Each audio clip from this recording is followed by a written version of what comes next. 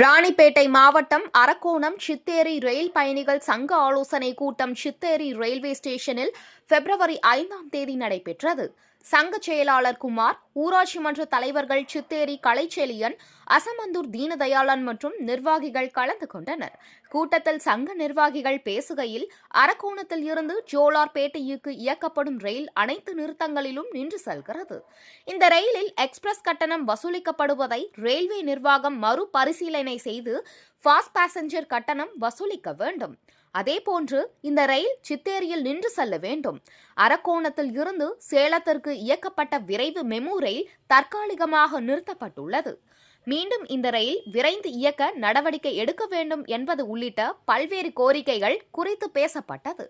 கூட்டத்தில் சித்தேரியில் இருந்து Jolarpettai railway station வரை பயணிகளின் குறைகளை கேட்கும் கன்வீனரான பார்த்தசாரதி கலந்து கொண்டார்.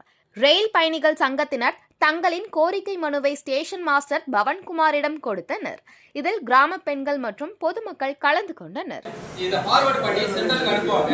சென்ட்ரல் இருந்து அது டெல்லிக்கு சென்று நிச்சயமாக இது நிறைவேறும் என்ற நம்பிக்கையோடு இப்போ நம்முடைய பார்த்தசாரதி ஐயா தலைமையில் கொடுக்கிறோம். ஊராட்சி தலைவர்